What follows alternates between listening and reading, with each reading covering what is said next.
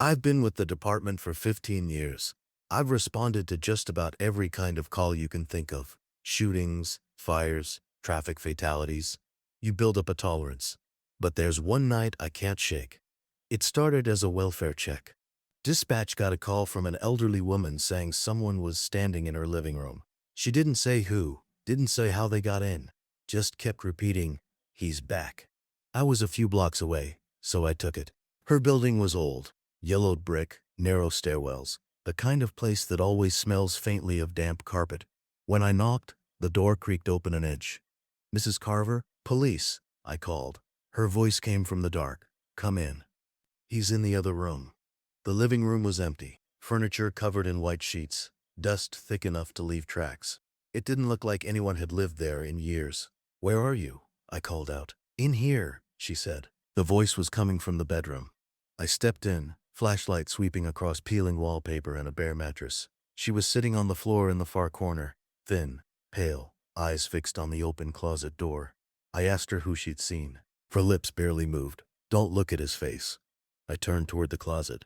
Empty, but the light caught something on the back wall. Deep scratches, some higher than I could reach, others down near the floor. The smell in there was wrong. Damp, metallic, almost like pennies and rot. When I turned back to her, she was gone. I checked the bathroom, the highway, even under the bed. Nothing. Then my radio hissed. "Unit 6, status check." I answered, still clearing, static. Then a voice, my voice, came through. "He's behind you." I spun around so hard I slammed my shoulder into the doorframe. Nothing there, just my flashlight being trembling against the wall. I backed into the living room, keeping my eyes on the bedroom door. That's when I saw the front door. It was closed, and on the inside, carved deep into the wood, was my badge number. Fresh, the edges still splintered. I called it in, asked for backup. Dispatch said backup was already there. I looked out the window. Street was empty. No units. I keyed my mic again.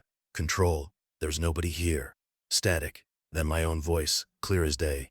"Yes, there is. I don't remember leaving the apartment." Next thing I knew, I was in my cruiser, engine running, headlights cutting through the empty street. The call log on my dashboard screen showed something I can't explain. It listed my welfare check at 2214. Then a second entry.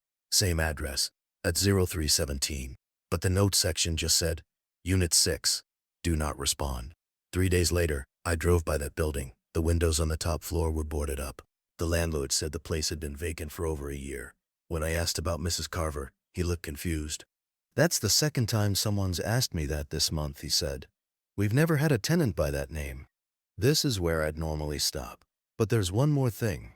I keep my badge on my nightstand at home. Last night, when I picked it up, there were 3 fresh gouges across the number, and a faint voice from the dark corner of my room said, "Your next call is at 0317.